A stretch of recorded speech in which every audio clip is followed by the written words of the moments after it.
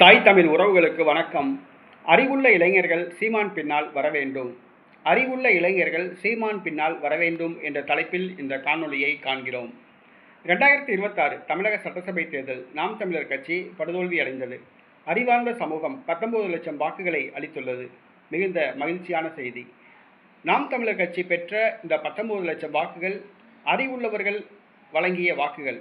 அறிவுள்ளவர்கள் நாம் தமிழர் கட்சியை ஆதரித்துள்ளார்கள். தற்குறிகள் தமிழக வெற்றி கழகத்தை ஆதரித்துள்ளார்கள். அதுதான் உண்மை. இன்னைக்கு நாம் தமிழர் கட்சி வாக்கு வங்கி 8% 4% குறைஞ்சிருச்சு. ரொம்ப வேதனையான ஒரு விஷயம். நினச்சி கூட பார்க்க முடியல. செந்தமிழன் சீமான் கடந்த 16 ஆண்டுகாலமாக தமிழ் மக்களுக்காக, தமிழ் உரிமைக்காக, தமிழர் நலனுக்காக, தமிழ் பண்பாட்டுக்காக, தமிழ் கலாச்சாரத்துக்காக, கனிம வள கொள்ளைக்கு எதிராக, ஆற்று மணல் கொள்ளைக்கு எதிராக, விவசாய நிலங்கள் பறிக்கப்படுவதற்கு எதிராக, விவசாயிகளுக்கு ஆதரவாக, தொழிலாளர்களுக்கு ஆதரவாக, அரசு ஊழியர்களுக்கு ஆதரவாக, ஆசிரியர்களுக்கு ஆதரவாக, இளைஞர்களுக்கு ஆதரவாக, மாணவர்களுக்கு ஆதரவாக, இயற்கைக்காக, ஆடு மாடுகளுக்காக, மலைகளுக்காக, தண்ணீருக்காக குரல் கொடுத்து வருகிறார். சொல்லி முடிச்சாச்சு. இன்னும் சொல்லிகிட்டே போகலாம்.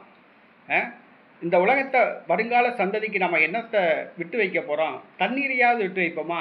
மலைகளை விட்டு வைப்போமா? மரங்களை விட்டு வைப்போமா? நம்ம வருங்கால சந்ததிக்கு சொத்துக்களை விட்டு வைக்க வேண்டாம்.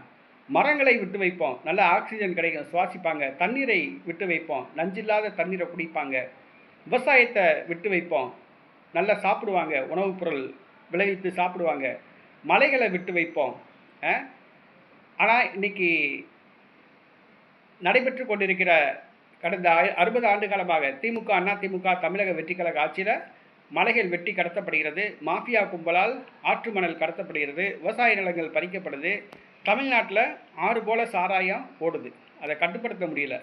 எங்கு பார்த்தாலும் பாலியல் பிரச்சனை, வழிப்பறி, கஞ்சா விற்பனை, போதைப்பொருள் விற்பனை, சட்டவிரோத செயல்கள். இதை கட்டுப்படுத்த முடியல. செந்தமிழன் சீமான் அவர்கள் தமிழ்நாட்டுக்கு முதலமைச்சராக வந்தால் தான் இவையெல்லாம் சரியாகும். சீமான் அவர்களுடைய திட்டங்கள் நாம் புரிந்து கொள்ளணும். சீமான் பேச்சை நம்ம முழுமையாக கேட்டால் தான் நம்ம சீமானை பின்பற்ற முடியும். ஆக அறிவுள்ள இளைஞர்கள் சீமானுடைய பேச்சை கேளுங்க. சீமானுடைய வருங்கால திட்டங்களை புரிஞ்சுக்கோங்க. இயற்கைக்காக வேண்டி, உலகத்துக்காக வேண்டி போராடி கொண்டிருக்கிற இந்த சீமான் பின்னால் இந்த அறிவுள்ள இளைஞர்கள் வர வேண்டும். அறிவுள்ள இளைஞர்கள் சீமான் பின்னால் வாங்க. நம்ம ஒரு புதியதொரு தேசத்தை கட்டி எழுப்புவோம். செந்தமிழன் சீமான் அவர்களை தமிழக முதலமைச்சர் பதவியில் அமர்த்துவோம். நாம் தமிழர் ஆட்சியை ஏற்படுத்துவோம்.